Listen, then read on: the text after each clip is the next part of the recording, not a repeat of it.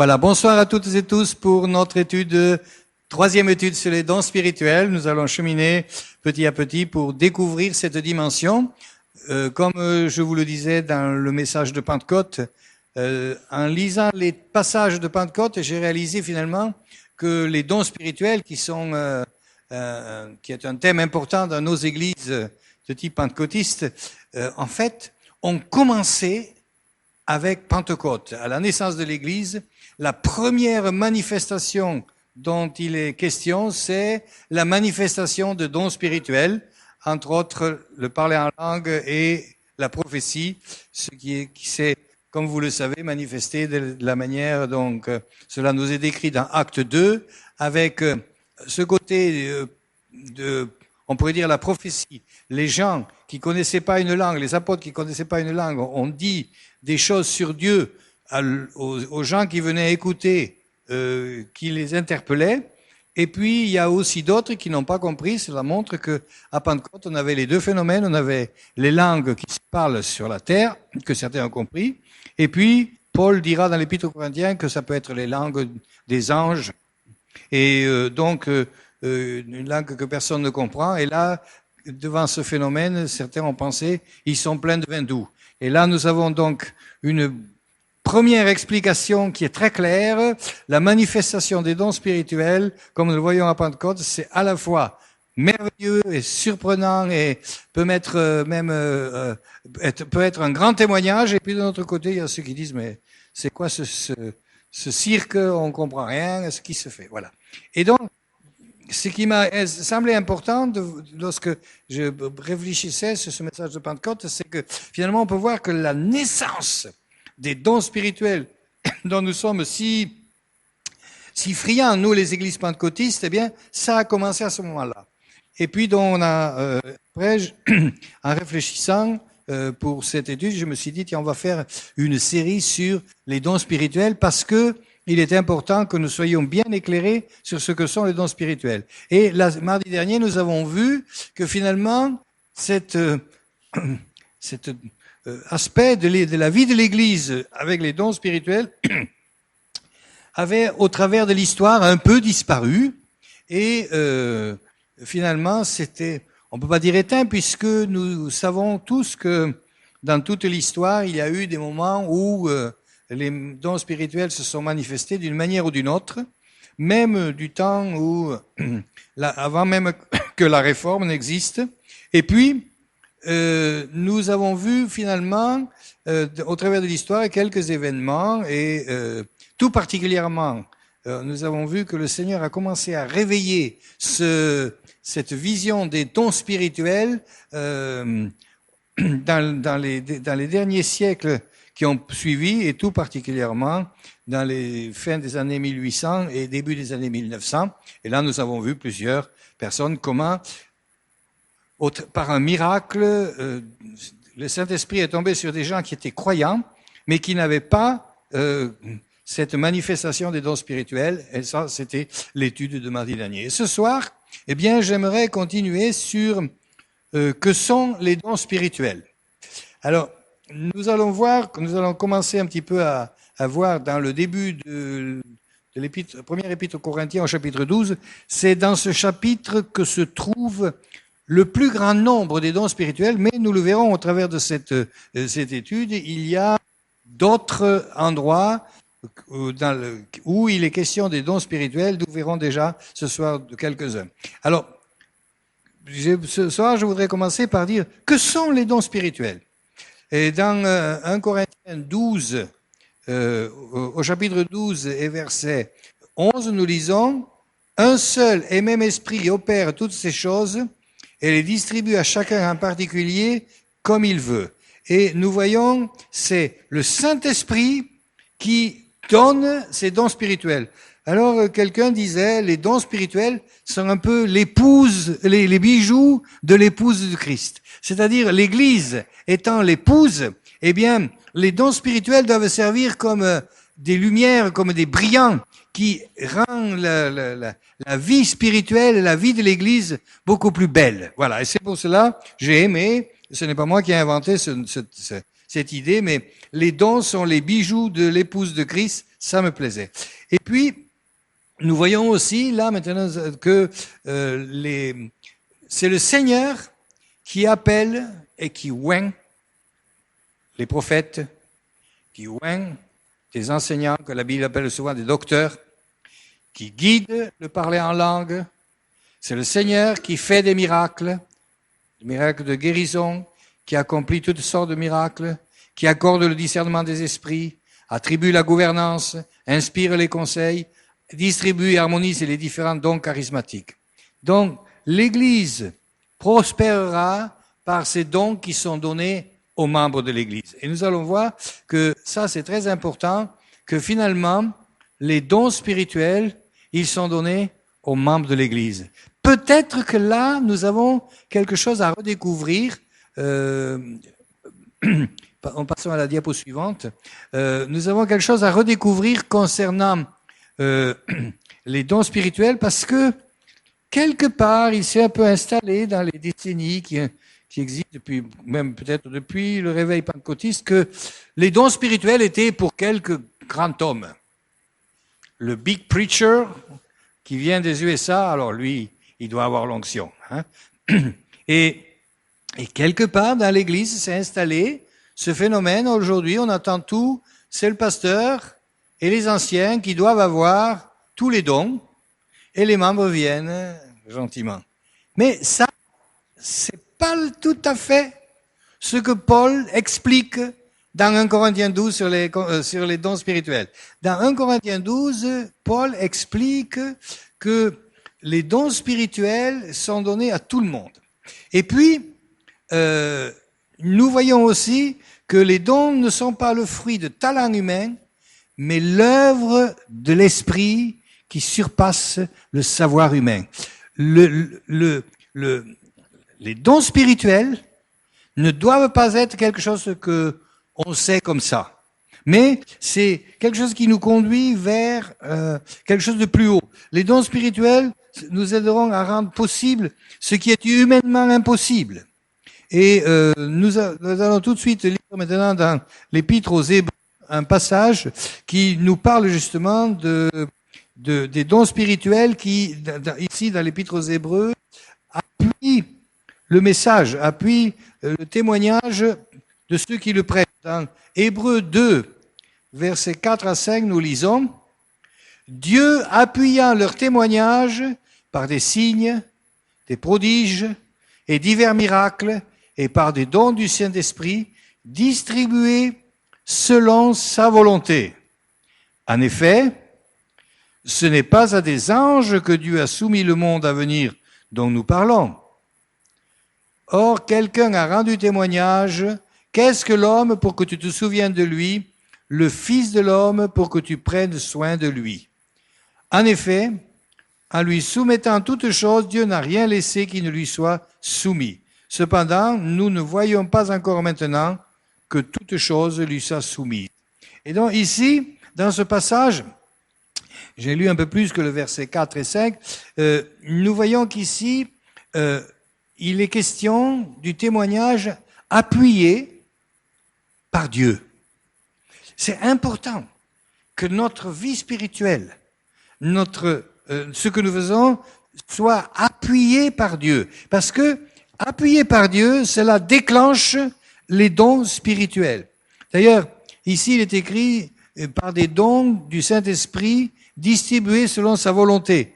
Et en fait, le mot là, c'est littéralement, ça veut dire Dieu a fait une distribution de dons spirituels selon sa volonté. Et j'aimerais que, à la fin de ces études que nous allons voir là maintenant pendant quelques mardis, nous puissions vivre ça, que Dieu va répandre du ciel et faire une distribution de dons spirituels. Préparez-vous à recevoir des dons spirituels. Oui, je le répète, préparez-vous. Vous tous, enfants de Dieu, ceux qui êtes ici ce soir, ceux qui n'êtes pas encore ici parce que vous n'avez pas pu venir, eh bien, ou qui regardez le YouTube, eh bien, je vais vous dire, préparons-nous, nous avons besoin de voir cela. Parce qu'ici, même, on voit qu'il est écrit, Dieu appuyant le témoignage de ceux qui ont annoncé, il emploie trois termes, les signes, les prodiges et toutes sortes de manifestations de puissance. Et quelque chose qui s'illumine devant mes yeux pendant cette étude, que j'avais pas tellement vu jusqu'à présent quand j'ai déjà fait des enseignements sur les dons spirituels, peut-être pas ici à Dieppe, mais dans d'autres églises ou autrefois. Eh bien, on voyait toujours faire la théologie, l'explication, ce qu'est ce don, ce qu'est ce don, ce qu'est ce don. Or, quelque chose qui me frappe et c'est avec ça que j'essaie de faire démarrer cette étude sur les dons spirituels. Les dons spirituels sont porteurs d'une force surnaturelle qui nous permet d'agir pour Dieu. Et je crois que c'est ce qui manque à l'Église du XXIe siècle, qui nous manque, cette force spirituelle qui nous porte et qui nous fait agir avec puissance. Je regardais ce matin sur Internet, les Américains, ils vont toujours nous surprendre, et c'est quand même incroyable. En ce moment, le lieu où a été étouffé ce brave George Floyd par un policier, c'est devenu un lieu de réveil, parce que toutes les églises sont allées pour prier pour leur pays dans ce lieu en disant « Seigneur, ça ne peut pas continuer comme ça ». Et où ils ont fait voir des vidéos, j'ai vu ça sur Internet, où des Blancs embrassent des Noirs en disant « Pardon pour ce que nous n'avons pas fait ». Et puis, ils prêchent l'évangile, il y a beaucoup de gens qui viennent voir ce lieu, qui sont convertis, ils font même des baptêmes. J'ai vu, ils ont ramené une petite baignoire en plastique et ils font même des baptêmes. Et il y a des guérisons et des miracles. Et là, je me dis, c'est quand même incroyable. Vous avez comme moi entendu cet émoi sur toute la nation qui a déclenché une colère, voire une haine, et qui maintenant devient un lieu où Dieu va glorifier son nom. Et finalement, on revient toujours à ce que nous disaient les Écritures, les martyrs sont, même si le gars n'a pas été étouffé parce qu'il croyait en Jésus, on l'a même pris pour un voyou. Mais là où il y a des gens qui sont morts, et le Seigneur peut lever une action du Saint-Esprit. Et quand on regarde ça sur Internet, on voit ces gens-là par centaines qui sont là et qui louent Dieu de tout leur cœur et tout cela. Et j'aimerais que ce souffle vienne aussi. Je me suis dit, voilà, les églises américaines ont compris. Là, c'est un lieu où beaucoup vont aller. C'est un lieu que le monde entier regarde. Mettons-y Jésus. Et j'aimerais dire, c'est ça que veulent faire les dons spirituels. Les dons spirituels veulent faire mettre Jésus plus grand. Maintenant, la prochaine diapo, concernant les dons spirituels. Alors, on arrive maintenant à mon passage de 1 Corinthiens 12, dont vous avez compris que l'épître aux Hébreux parlait de appuyer par une onction de puissance, de force et de révélation sur qui est Dieu. Et chers frères et sœurs, nous devons maintenant vraiment redécouvrir plus fort, encore plus grandement ce que Dieu est. Et puis maintenant, j'aimerais que nous voyions un petit peu, dont là nous nous rapprochons un petit peu dans l'exégèse, 1 Corinthiens 12. Pour ce qui concerne les dons spirituels, je ne veux pas, frères, que vous soyez dans l'ignorance. Alors là, c'est le grec dit péri ton pneumatikon. Péri, vous savez ce que c'est? Périphérique, hein? Le boulevard périphérique qui tourne autour de Paris. Péri, dire autour des. Alors, nous on dit les dons spirituels, mais le terme ici dans le texte original, c'est les spirituels.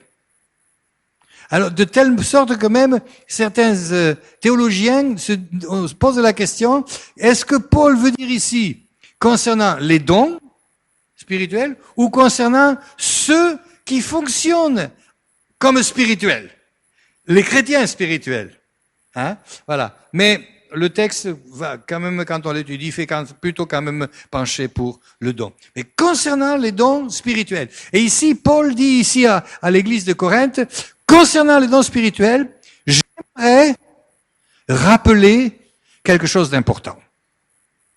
D'abord, dans votre ancienne religion, je l'appelais comme ça, dans votre ancienne religion, vous savez très bien que nous, on n'aime pas dire que nous avons une religion, mais bon, pour le vocabulaire, dans votre ancienne religion, vous étiez conduits par des dieux muets.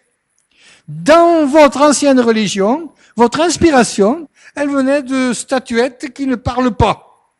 Hein, comme on le voit encore aujourd'hui en Afrique, hein, une canine de rhinocéros ou que sais-je qui devient l'inspiration de la grande divinité. Donc, premièrement, Paul dit ici, mais c'est intéressant parce qu'il fait la connexion, il parle des dons spirituels, qui est l'action de Dieu, qui est Dieu qui va parler au peuple au travers de façon surnaturelle. Il dit, rappelez-vous ça. D'abord, dans votre ancienne religion, vous étiez laissé manipuler, influencer par des dieux qui ne parlent pas. Ça, c'est la première des choses. Par contre, il dit, dans votre nouvelle religion maintenant, il y a quelque chose d'intéressant. Il dit, dans votre nouvelle religion, on ne peut pas dire Jésus est anathème si on n'a pas le Saint-Esprit. Dans votre nouvelle religion, si vous avez le Saint-Esprit, vous n'allez pas laisser Jésus dénigrer. Vous n'allez pas avoir une vision basse, une vision mauvaise de Jésus. Vous n'allez pas voir Jésus comme... J'ai presque envie, des fois, c'est ce qui me... quand j'étais petit, on parlait beaucoup le petit Jésus. Hein, le petit Jésus. C'est presque comme si l'ennemi voulait justement faire que les croyants de l'histoire chrétienne fassent justement ça.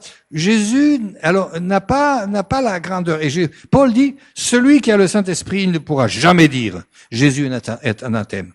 Mais dans votre nouvelle religion, si vous avez le Saint-Esprit, vous allez dire Jésus est Seigneur. Et ici, un fondement pour parler de ces dons spirituels qu'il désire pour chacune et chacun des membres de l'Église de Corinthe. Il commence par mettre les choses bien au clair. Attention, qu'est-ce qui règne dans vos pensées et dans votre spiritualité? Est-ce que Jésus est grand? Ou est-ce que Jésus peut être appelé anathème? Ça voulait dire ne vaut rien. Alors nous, évidemment, ici, je sais que si je pose la question, tout le monde va dire, non, pour moi, Jésus, c'est le Sauveur. Oui, mais Jésus nous a dit, si vous écoutez, mettez en parole ma pratique, alors vous êtes mes disciples. Et ça, c'est peut-être un peu le problème. Et je pense que ça devait être aussi à Corinthe un peu ça. Le problème à Corinthe, c'est que les vieux démons du paganisme étaient en train de revenir. Hein, les comportements des païens. Et c'est pour ça que Paul dit ici, autrefois, vous vous êtes laissé manipuler par des statuettes et des dieux qui sont muets, mais maintenant, en plus, il y en a qui n'ont pas la juste vision de Jésus. Et la bonne vision de Jésus, c'est, je dois dire, Jésus est le Seigneur. Et j'aimerais que nous puissions maintenant, ensemble, est-ce qu'on peut le dire ça? Jésus est mon Seigneur. Jésus est mon Sauveur. On n'est pas habitué comme ça à faire des choses, mais je pense que c'est très important. C'est ici ce que Paul dit. Donc, dans votre ancienne religion, vous étiez conduit par des nouveaux, mais dans votre nouvelle religion, il est important que vous ne vous trompiez pas et que vous n'ayez pas la mauvaise vision de Jésus. Il faut que Jésus soit votre... Et il dit d'ailleurs, et personne ne peut dire Jésus est le Seigneur si ce n'est par le Saint-Esprit. Sous-entendu, par l'inspiration du Saint-Esprit. Voilà. Donc ça, c'était la base. C'est intéressant. Quand Paul va commencer à parler des dons spirituels, il met cette base sur une attitude qui semble... moi, je trouve ces versets, si c'était pas Paul qui les avait écrits, si c'était quelqu'un, un pasteur du 21e siècle, j'aurais dit, ils sont inutiles. Pourquoi est-ce que Paul doit rappeler cela? Parce qu'il y a un danger. Et ce danger, eh bien maintenant, je l'ai révélé, nous n'allons plus y tomber. Amen. Et alors ensuite, il vient avec les 4 manières dont agit Dieu par le surnaturel. Il dit, au verset 4 du chapitre 12 de la première épître aux Corinthiens, il y a diversité de dons, mais le même esprit. Diversité de ministères, mais le même Seigneur. Diversité d'opérations, mais le même Dieu qui opère en tous.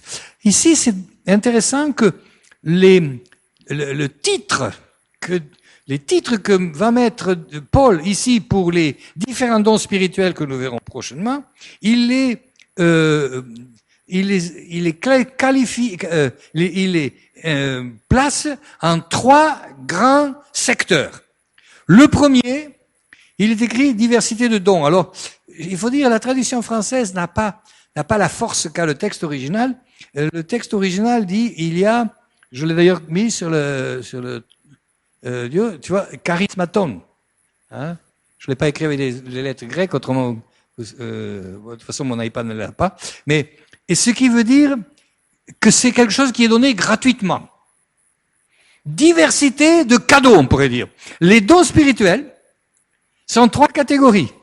Première catégorie, diversité de cadeaux. Ils sont gratuits.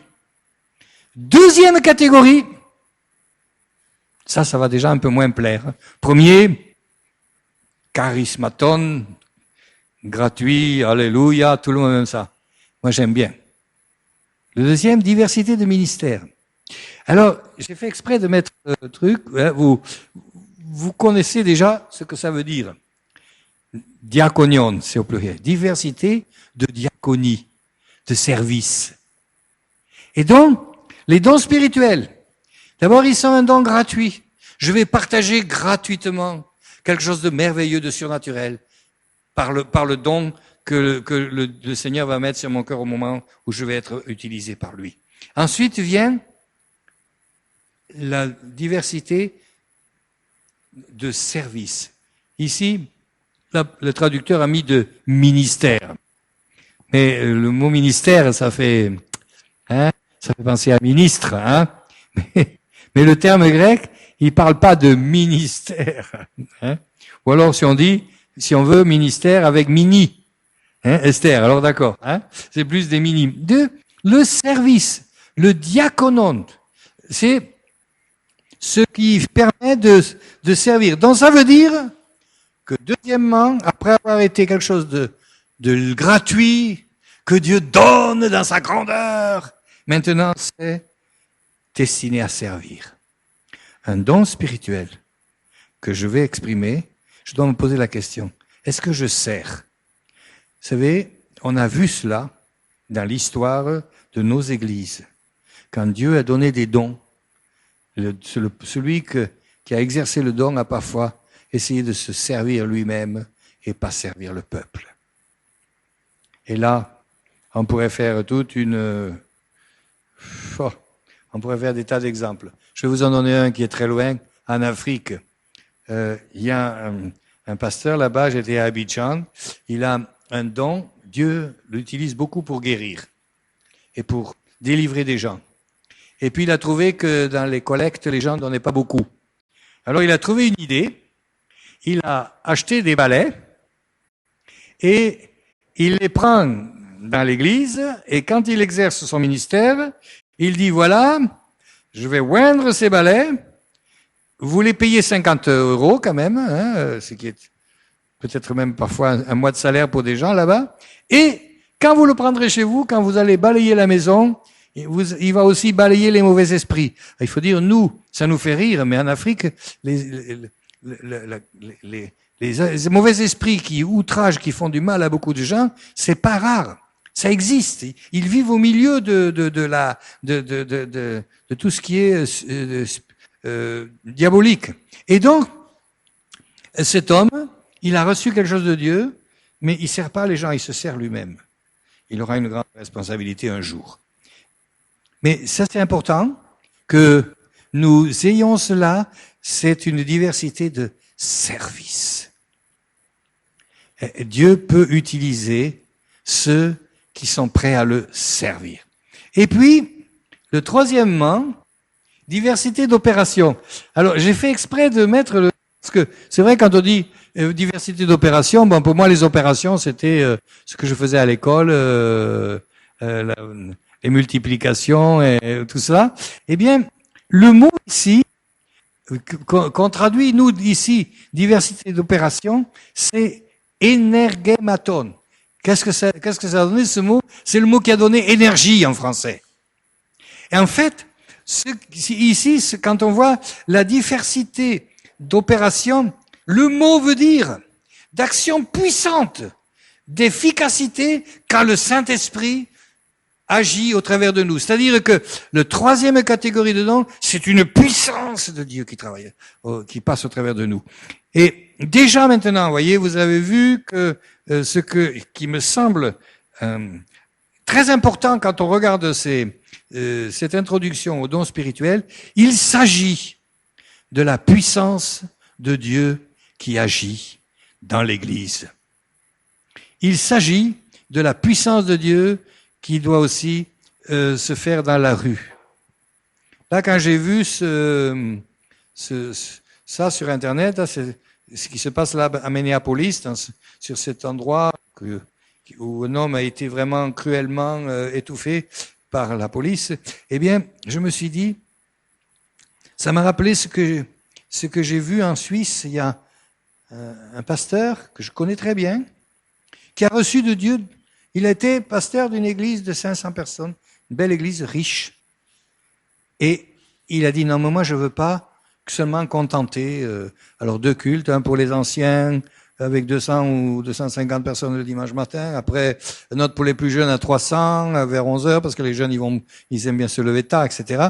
Et il aurait pu avoir une belle vie. Mais le Seigneur lui a montré une chose. Il faut aller dans la rue, chercher les perdus. Alors, peut-être qu'il a voulu aller un peu trop vite. Du coup, bon, il a démissionné ce poste de pasteur pour se consacrer à ça. Il m'a envoyé un email. Je l'ai connu tout jeune. Bon, il faut dire que c'était un garçon qui était un peu turbulent. Et un jour, c'est lui qui me l'a raconté. Hein. Son père était pasteur. Et lui, quand il était adolescent, il avait un petit moment de révolte.